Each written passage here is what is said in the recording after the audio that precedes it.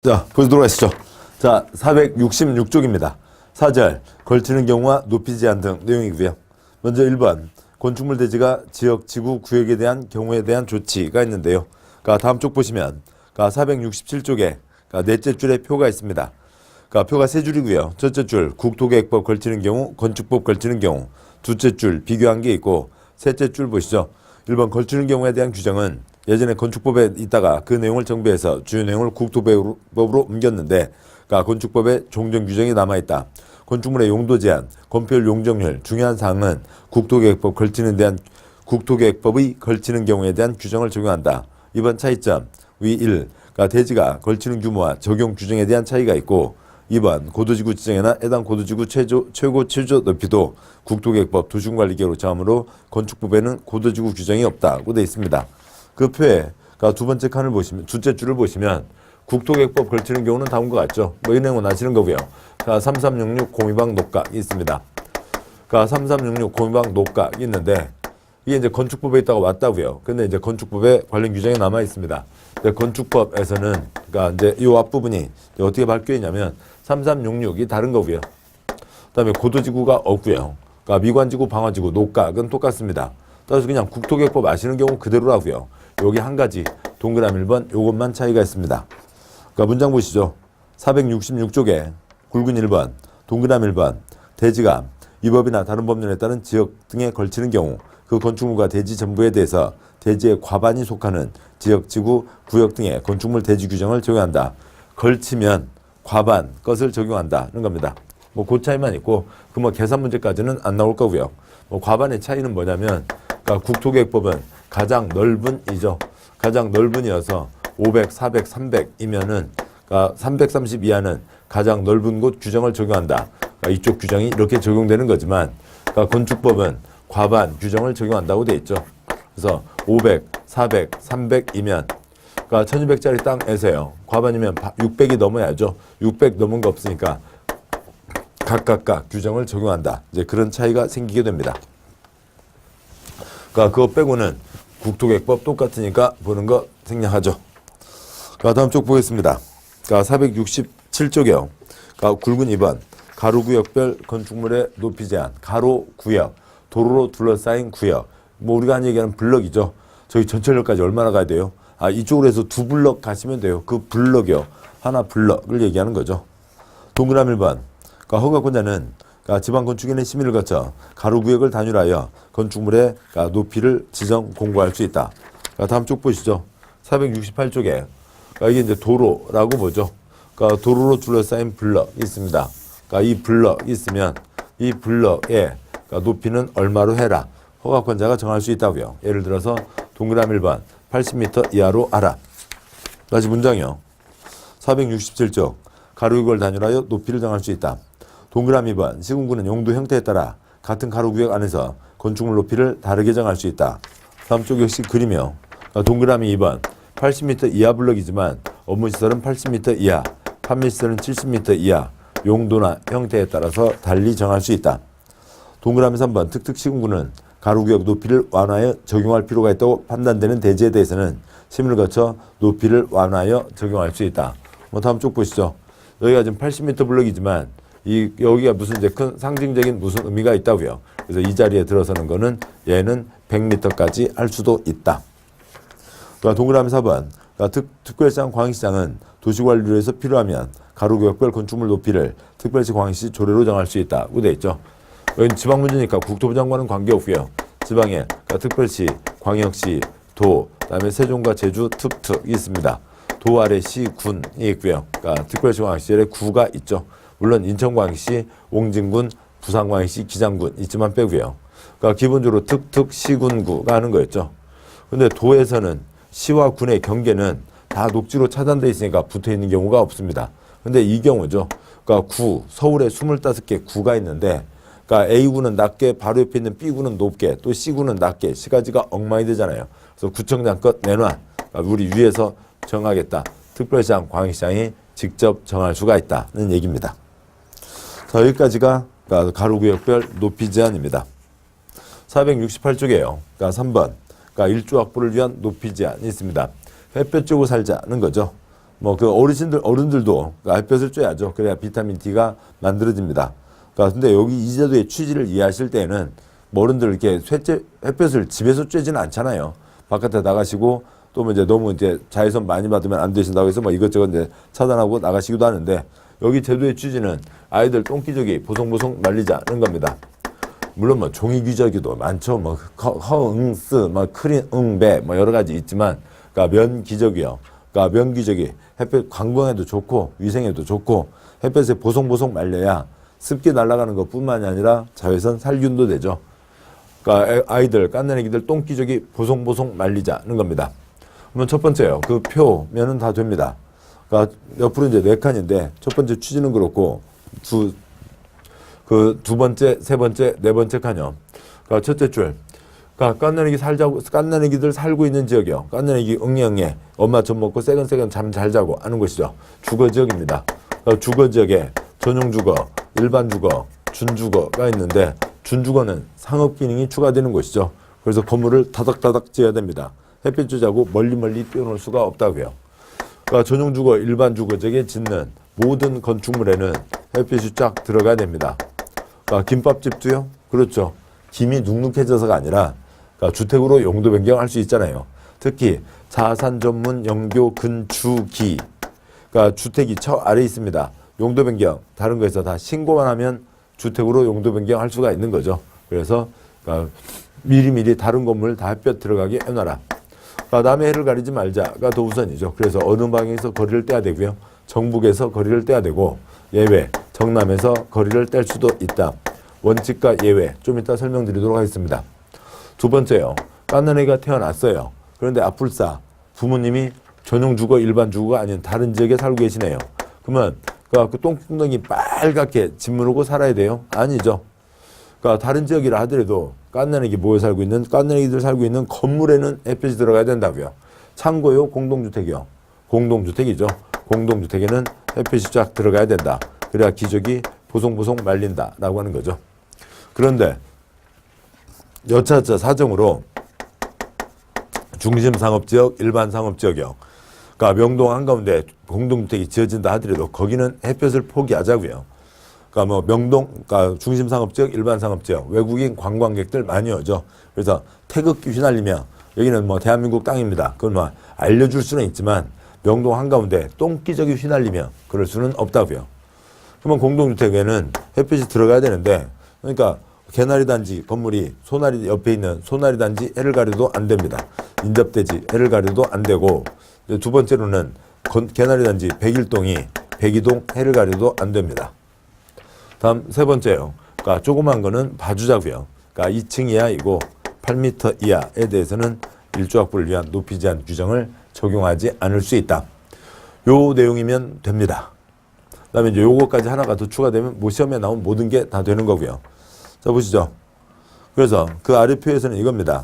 그러니까 A형, 그러니까 이쪽 전용주거, 일반주거지의 모든 건축물. 그 다음에 B형, 그러니까 중심상업, 일반상업을 제한 공동주택. 여기에 햇빛이 다 들어가야 되는 겁니다. 그러니까 469쪽형 3-1번 이제 문장으로 보시죠. 그러니까 동그라미 1-1번. 그러니까 전용주거지역, 일반주거지역 안에서 건축물, 다른 단서 없죠. 즉 모든 건축물을 얘기합니다. 건축하는 경우 정북방향, 인접대지 경계선으로부터 다음 범위에서 일정한 거리를 띄어 건축해야 된다. 1번 높이 9m 이하는 1.5m 이상. 그러니까 2번 9m 초과는 높이 2분의 1 이상을 띄어서 건축해라. 우선 정북방향입니다. 보시죠. 땅이 1, 2, 3 땅이 있다고 보겠습니다. 그러니까 이쪽이 남쪽이고요. 남쪽으로 해가 돕니다. 이렇게 되고요. 여기 북쪽 아저씨 건물이 있고요.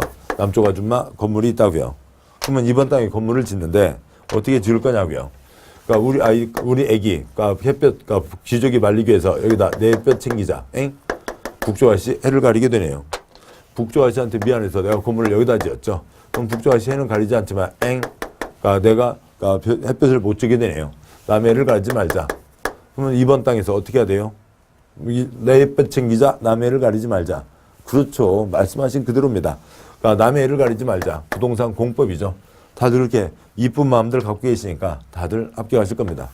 그러면 이 이번 땅에서는 건물을 어떻게 지어야 북쪽 아저씨 해를 가리지 않을 거냐고요.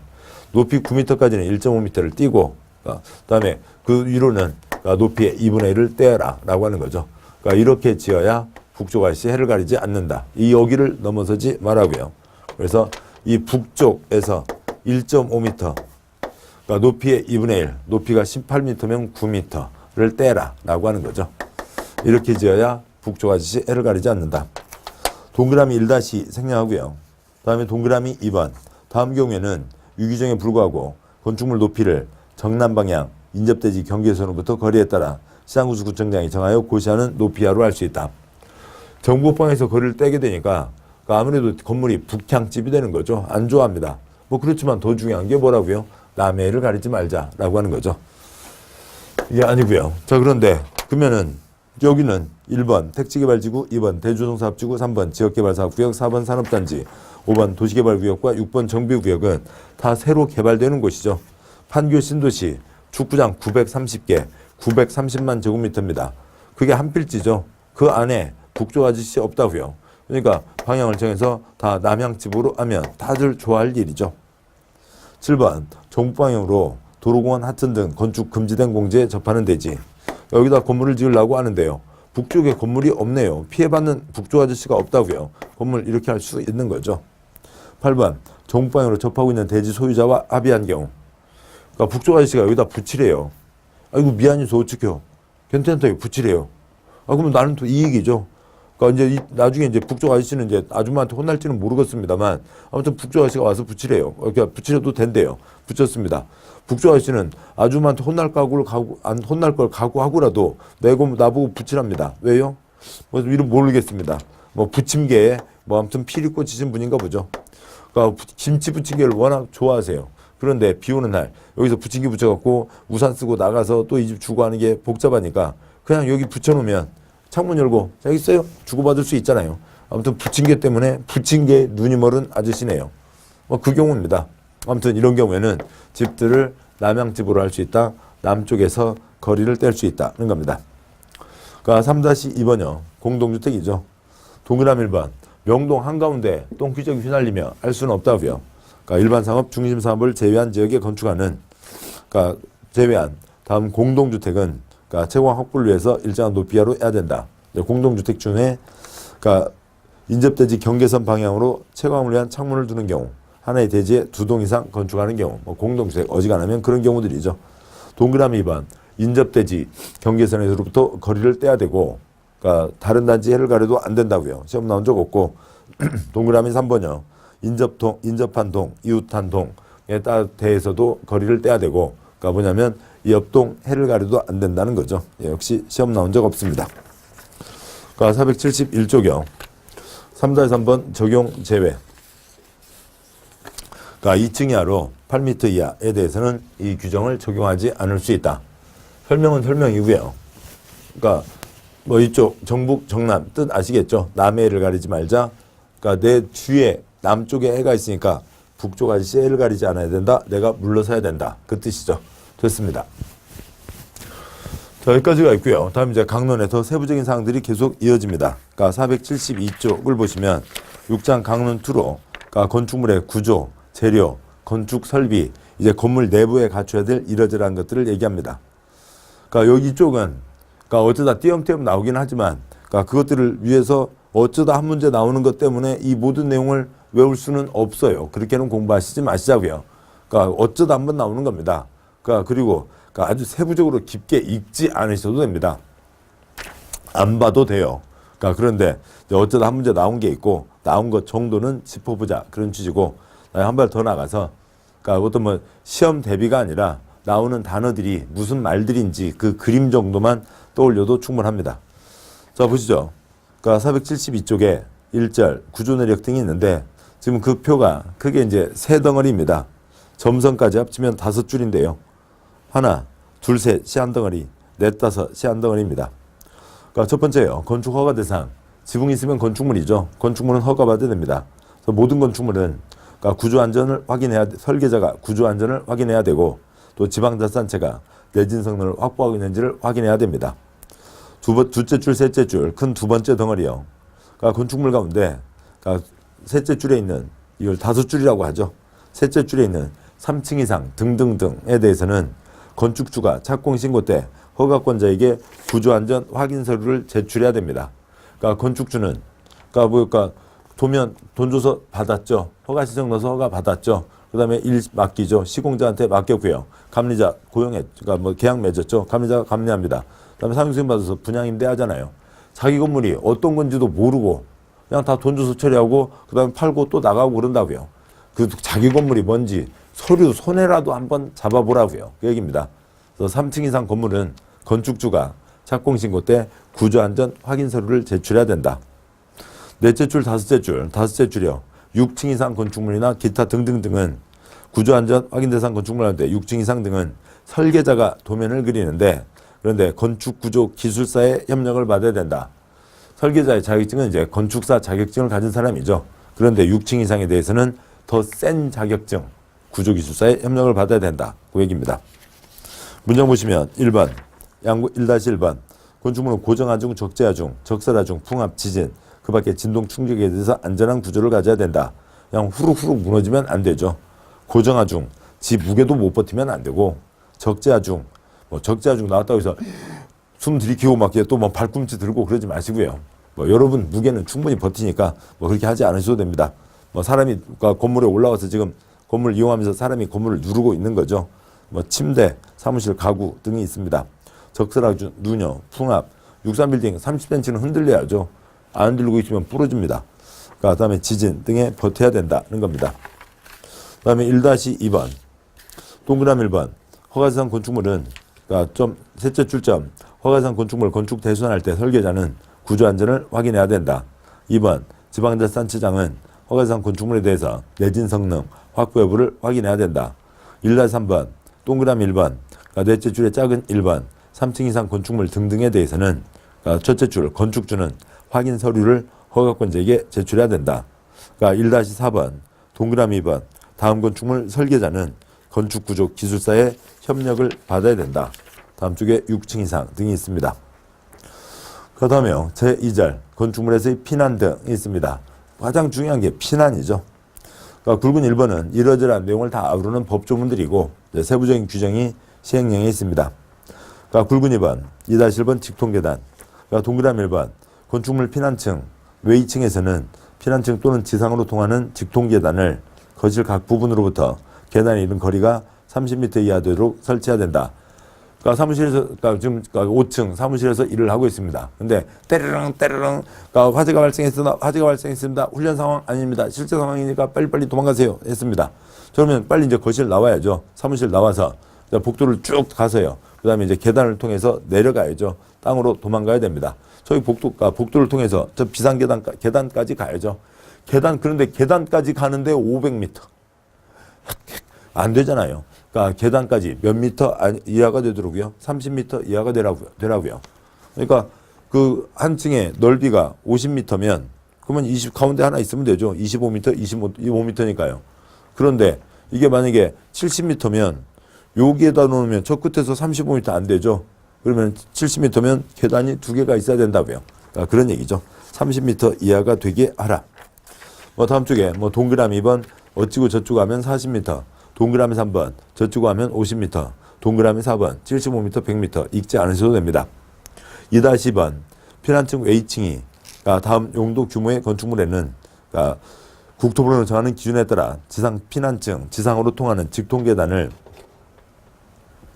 2개소 이상 설치해야 된다라고 되어 있습니다. 그래서 여기는 꼭 30m 이하라 하더라도 양쪽에 계단, 어느 건물 보면 이쪽 양쪽에 계단이 있는 경우 있잖아요.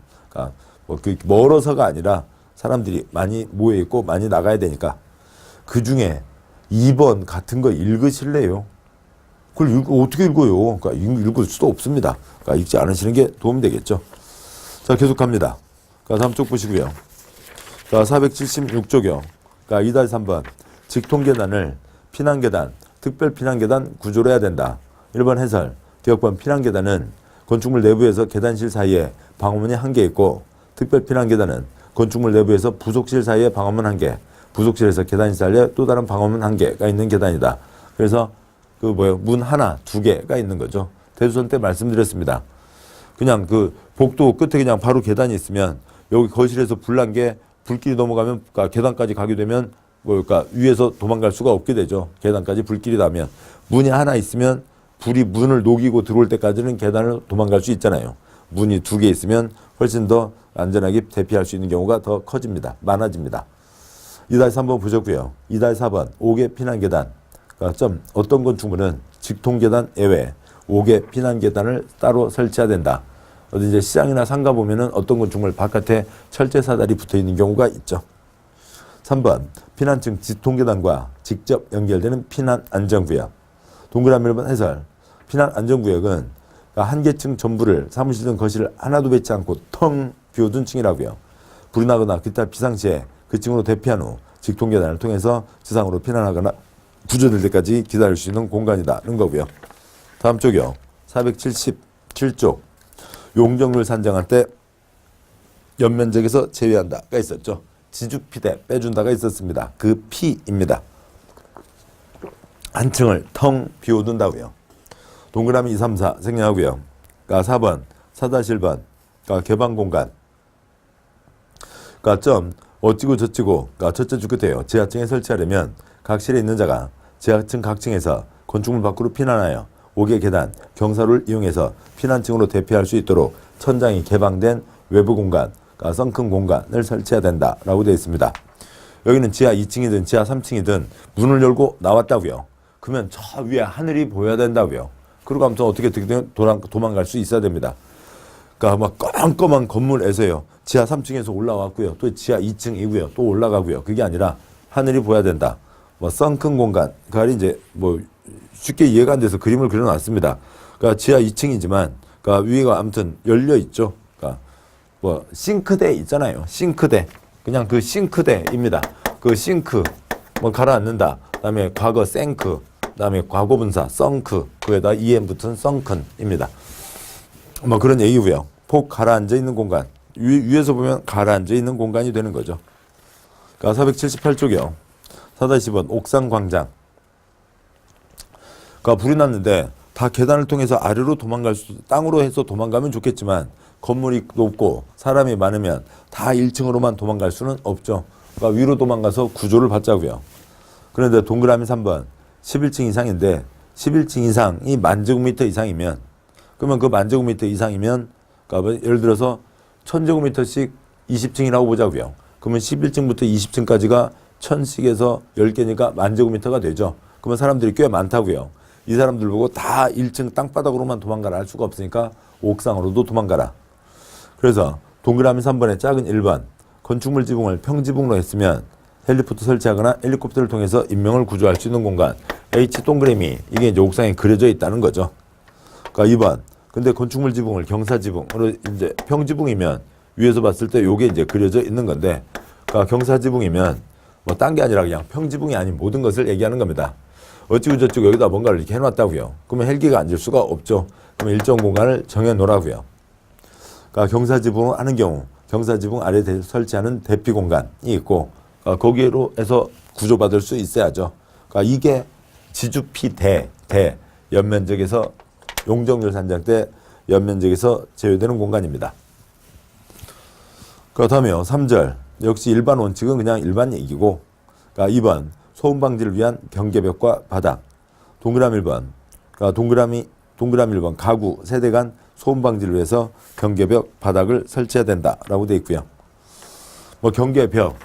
그러니까 뭐 애기들 여기 지금 깐난 애기지만 이 방에서 자고 있는데 옆방에서 뭐 꿍깡꿍깡 하는 바람에 시끄러워서 잠 못 자고 그러면 안 되죠. 벽도 소음을 차단할 수 있어야 되고 층간 바닥도요. 깐난 애기 자고 있는데 위층에서 그러니까 서너 명 걸어 다닌다고 해갖고 막 꿍꿍거려서 애기 깨고 그러면 안 된다고요.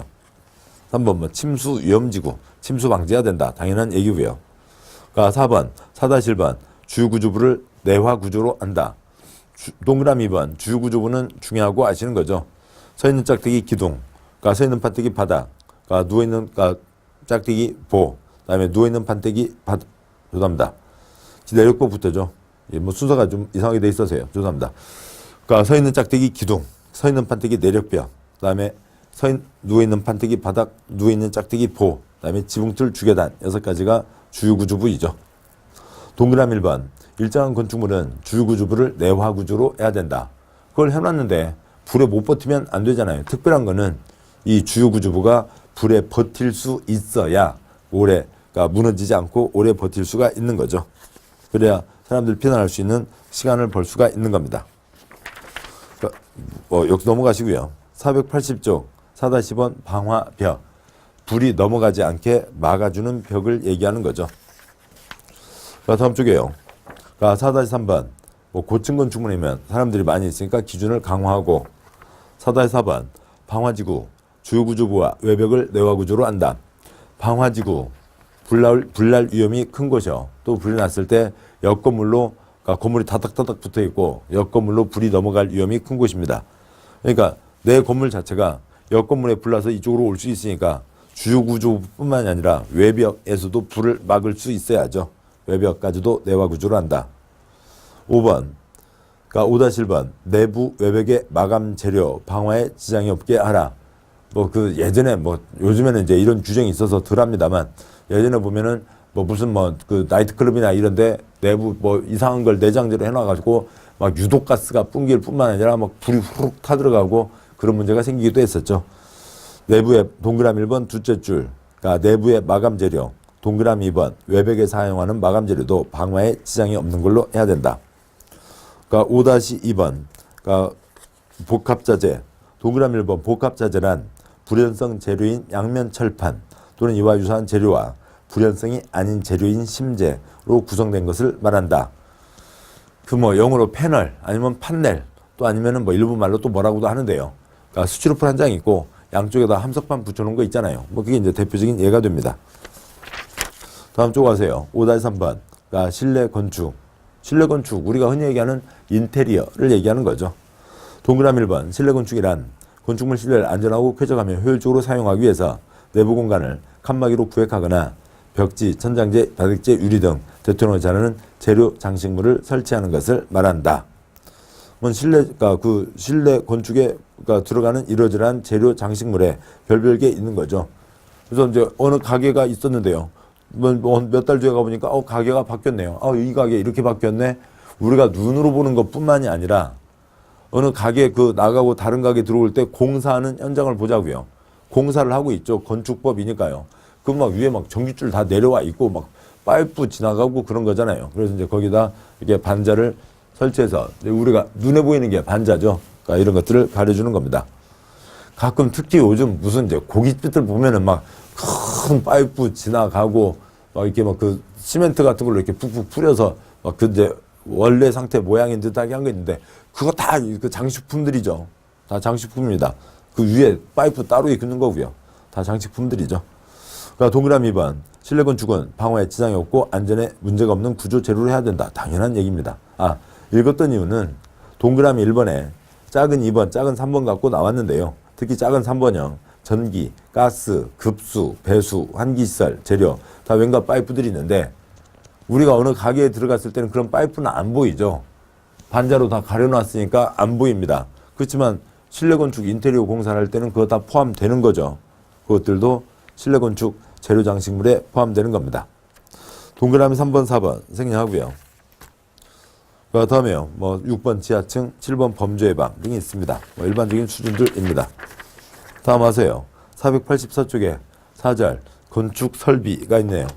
건축할 때 당연히 붙여야 되는 이러저러한 것들을 얘기합니다. 2번 승강기. 동그라미 1번 6층 이상으로 2000제곱미터 이상인 건축물에는 승강기를 설치해야 된다는 거고요. 6층 이상이면서 2000제곱미터 이상이요. 그러니까 6층짜리로 1800짜리는 승강기를 안 할 수도 있죠. 그런데 분양 임대를 위해서라도 승강기 붙이는 게 대부분이긴 하겠습니다만 법적으로는 안 할 수도 있습니다. 동그라미 2번 30m 초과하는 건축물에는 그러니까 승용 승강기뿐만 아니라 비상용 승강기를 추가로 설치해야 된다. 이제 화재 진압을 위한 그런 목적입니다. 3번 지능형 건축물. 우리 시험은 주관식 없으니까 그런 거 보실 필요 없고요. 다음에요. 그러니까 485쪽에 굵은 4번 기술적 기준이 있고요. 그러니까 건축을 하는데 지켜야 되는 세부적인 기준이 지금 우리 건축법에 있는 요 정도만 갖고는 안 되겠죠. 세부로 지켜야 될 게 엄청 많습니다. 그런 기준은 국토부 장관이 정한다. 국토부령으로 정한다는 거고요. 동그라미 4번.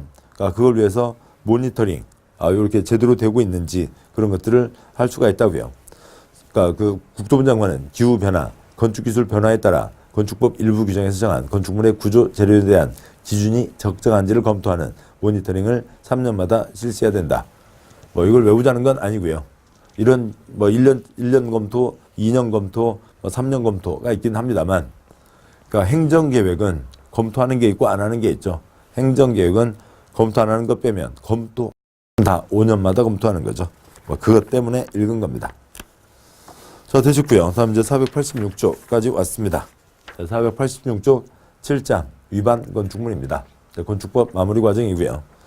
자, 보시면 그러니까 위반 건축물 1절 기존 건축물이 있습니다. 기존 건축물은 이제 기존 건축물, 2절 위반 건축물, 3절 감독이 있습니다. 제1절 1번 기존 건축물 허가권자는 법령의 제정 개정이나 그 밖에 대통령이 정하는 사유로 제재나 건축물이 건축주 잘못 없이 이 법에 맞지 않게 된 경우 대통령이 정하는 범위에서 그러니까 최초 조례로 정하는 범위에 따라 다음 건축을 허가할 수 있다. 1번 기존 건축물의 재축, 2번 증축, 개축 하려면 현재 법령에 적합한 경우. 우선 기존 건축물이 두 가지가 있습니다. 하나는 그냥 우리 공법에서 거의 1% 수준이고요. 어저께도 있었고요. 그저께도 있었고요. 일주일 전에도 있었고요. 한 달 전에도 있었고요. 그래서 한 달 전부터 지금까지 계속 있는 게 기존 건축물일 수도 있죠. 이거 그냥 건축물인 거 무슨 차이가 없잖아요. 이거 뭐 얘기가 안 되고 지금 이쪽에서 얘기하는 기존 건축물은 그러니까 예를 들면 내진 성능을 확보해야 된다. 그런 게 이제 세부로 정해진 게 이제 거의 2000년입니다. 예전에도 그런 규정은 있었지만 아주 특별한 경우에만 있었고 대부분의 내진 이제 그런 규정이 적용된 게 2000년인데 그러면 2000년 전에 지은 거는 지금 기준으로 보면 내진 성능을 안 갖추고 있잖아요. 그러면 그걸 싹 철거해야 돼요? 우리나라 건물들 다 90%를 다 철거해야 돼요? 그럴 수는 없죠. 현재 규정에 맞지 않지만 그때는 아무 잘못 없었다고요. 북한강 그 강 바로 가까이 있는 빠가사리 매운탕집이요. 지금 누가 건축할 수 있어요? 안 되죠.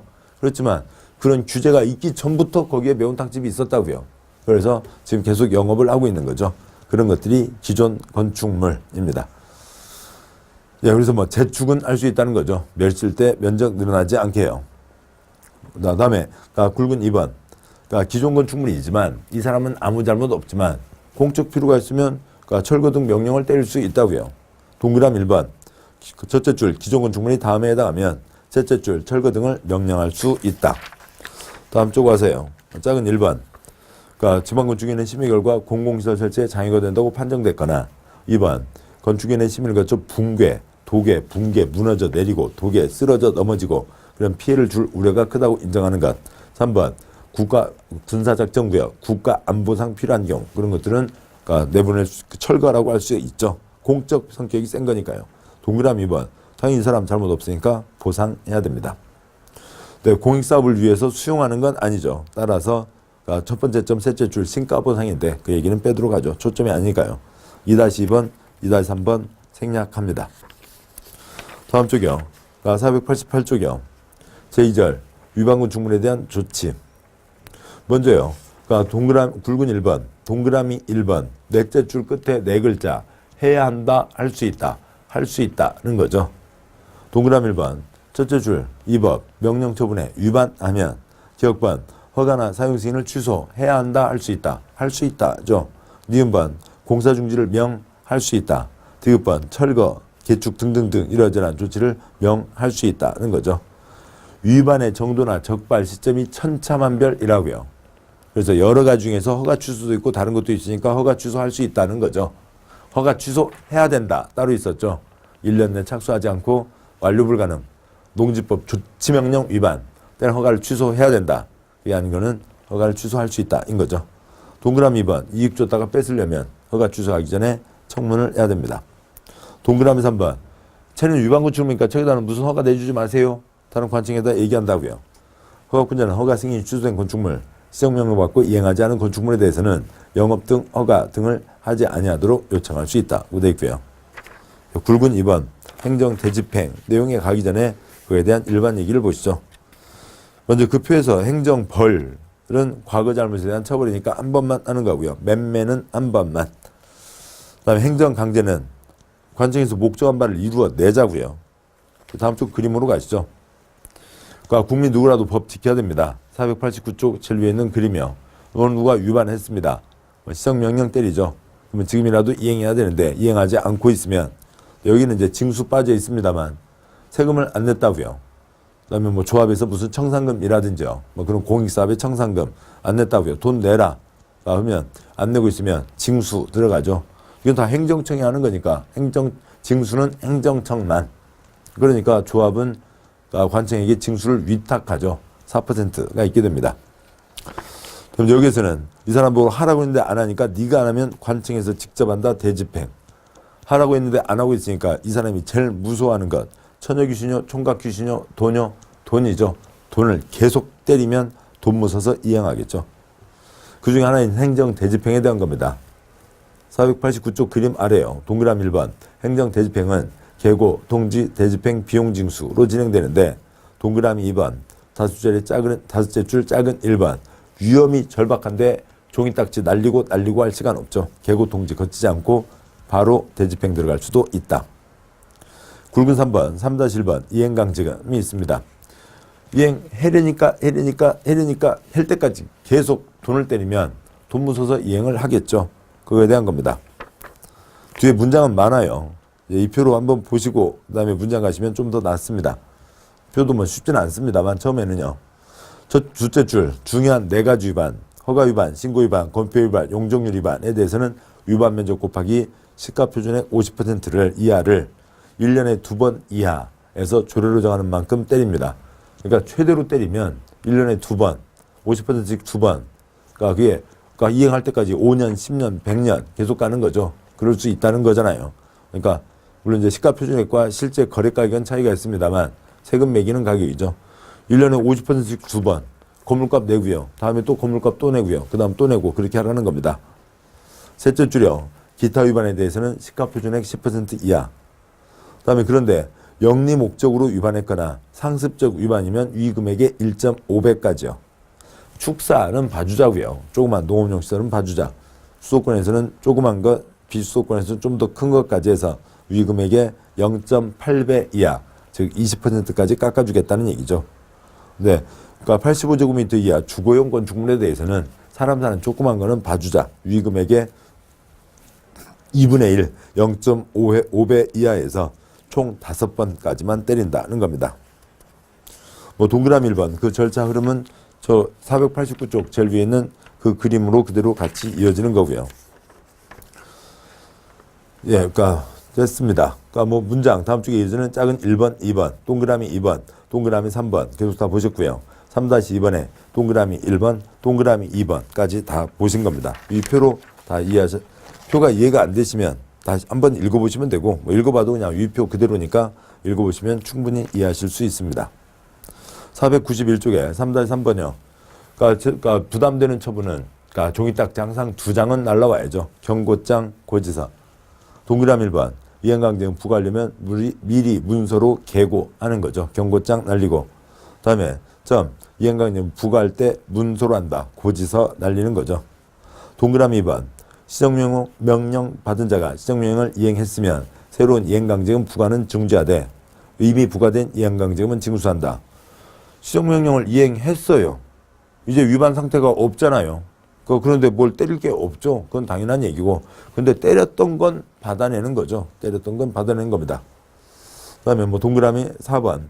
뭐 동그라미 3번 둘째 줄이에요. 뭐 법 이름이 바뀌었고 그런 건 관계없죠. 관청에서 돈 걷어가는 법이 따로 있습니다. 뭐 동그라미 4번. 이행강제금 부과 징수는 국토부령으로 정한다고 돼 있고 그 세부적인 법 이름은 관계없고 돈 내라고 하는 거죠. 대들고 싸울 수 있어요? 없어요? 당연히 대들고 싸울 수 있습니다. 이행강제금 제도는 우리 시험공법에 3군데 있죠. 국토계획법, 토지거래허가제, 건축법 위반, 그다음에 농지법, 농지처분과 관련해서 이행강제금 제도가 3군데에 있습니다. 자, 여기까지 해서 이제 건축법 보셨고요. 뭐 다음 주에 감독과 기타 사항은 뭐 생략합니다. 그러니까 건축법 7문제고, 그러니까 7문제. 그냥 뭐 이렇게 많이 어려운 건 없어요. 생소한 개념 1-2가지가 있고, 그것들만 귀 열어두시면 바로 다 이해하실 수 있습니다. 자, 고생하셨고, 여기까지 건축법 보셨습니다. 수고하셨습니다.